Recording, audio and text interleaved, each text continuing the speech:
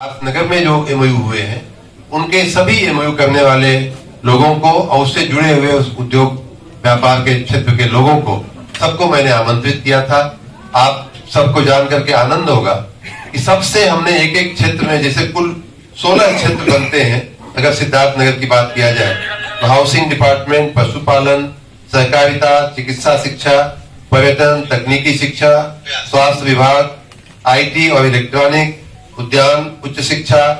शिक्षा में नहीं है, हथकरघा एवं वस्त्र उद्योग, वन विभाग, खाद्य एवं आपूर्ति, सूक्ष्म एमएसएमई, कृषि और ऊर्जा,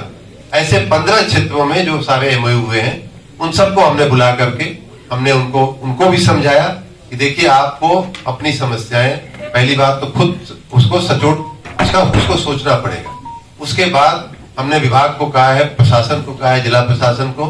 कि आप हर उद्योग के लिए, हर एमओयू के लिए एक नोडल अधिकारी एसडीएम कक्षा का आप नियुक्त करेंगे और किसी को 1, किसी को 2, किसी को 3 एमओयू आप पकड़ाइए और जिनकी रात दिन उसमें उसकी चिंता करें। साथ ही जिस तहसील में, जिस ब्लॉक में वो प्रोजेक्ट लगने वाला है, मान लीजिए पर्यटन का है या राइस मिल है या आटा मिल है, तो कहीं न कहीं तो लगेगी, कहीं न कहीं जमीन की आवश्यकता होगी, कहीं न कहीं पानी की, बिजली की आवश्यकता होगी। ये सब चिंता हमारे नोडल ऑफिसर तात्कालिक नियुक्त किए जाए और उनको ये जिम्मेदारी दी जाए। साथ ही मैंने ये भी कहा है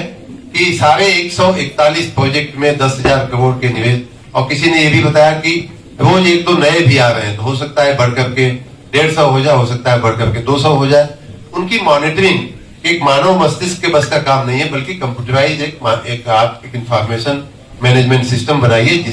जो उसको मॉनिटर करे, किसमें कितना आया, कितना काम हुआ, कितना बाकी है, अगली उनकी रिक्वायरमेंट क्या है, एक कदम हम आगे बढ़े तो दूसरा कदम क्या, उसके माइलस्टोन्स क्या हो सकते हैं। इन सारी बातों की चिंता करते हुए बड़े प्रोफेशनल ढंग से जिला उद्योग केंद्र को भी मैंने कहा है, पर्यटन विभाग को कहा है, बैंक के भी प्रतिनिधि यहाँ थे, सबको एक टीम के रूप में इन सारे एमओयूज को धरातल पर उतारने के लिए हम लोगों ने यहाँ बातें की। इस प्रकार मेरा अपना मानना है कि जो माननीय मुख्यमंत्री जी ने कहा था कि 32,50,000 करोड़ के निवेश के साथ लगभग 95 लाख रोजगारी निर्माण का इस समिट के जरिए एक प्रयास हुआ है। सभी जिलों में उसका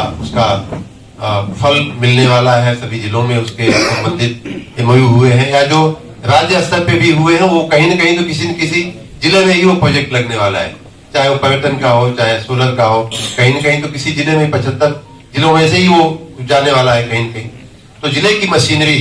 उतनी ही सजग रहे, नहीं तो क्या होता है कि ऊपर से तो सब बातें हो जाती हैं, जिले वालों को कुछ मालूम ही नहीं कि ऐसा कुछ हुआ है। हमारा लेखपाल, हमारा पटवारी, हमारा तहसीलदार उसी मस्ती में अपना काम करता रहता है, जिला उद्योग केंद्र है उसी अपना पुरानी स्टाइल में चलता रहता है। ये सब चीजें ये चुस्त दुरुस्त करने के लिए माननीय मुख्यमंत्री जी की मंशानुसार हम लोग जिलों में आए हैं। मैं आशा रखता हूं कि आने वाले दिनों में इस निवेश का बहुत ही सुखद परिणाम उत्तर प्रदेश को मिलने वाला है। हमारा राज्य जो है वो बीमारू राज्य में से एक विकसित राज्य बनने वाला है। हमारे लोगों को रोजगारी के अवसर बढ़ने वाले हैं। हमारी जो लोकल इंफ्रास्ट्रक्चर है वो बेहतर होने वाली, क्योंकि कोई भी बड़ी फैक्ट्री, बड़ा काम जब होता है तो उसके इर्द गिर्द वो चिंता कर लेता है कि थोड़ा रोड ठीक हो जाए, आने जाने की, उसको माल सामान भी ले जाना होता है। तो सारी बातों के चलते इंफ्रास्ट्रक्चर में भी बेहतरी होती है। और कुल मिलाकर के जो हमारे माननीय मुख्यमंत्री जी की मंशा है कि राज्य को हम $1 ट्रिलियन की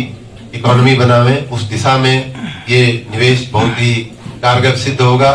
और जो माननीय प्रधानमंत्री जी की मंशा है, हमारे माननीय सांसद जी के नेतृत्व में भारत सरकार की जो मंशा है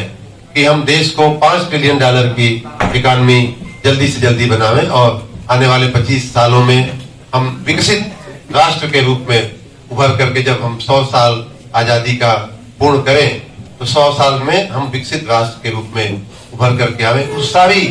हमारे सपने जो हैं उनको पूर्ण करने के लिए, चाहे किसी का व्यक्तिगत एक बेरोजगार का सपना हो, चाहे राज्य का आर्थिक समृद्धि का सपना हो, चाहे देश की आर्थिक समृद्धि का सपना हो, उन सारे सपनों को पूर्ण करने के लिए ये जो हमारी समिट हुई है, इन्वेस्टर समिट हुई है, ये मील का पत्थर साबित होने वाली है। मित्रों, इसमें आप सबसे बात करने का मौका मिला, उसके लिए मैं बहुत आभारी हूँ। आपके मन में अगर कोई प्रश्न हो तो हम जवाब देने के लिए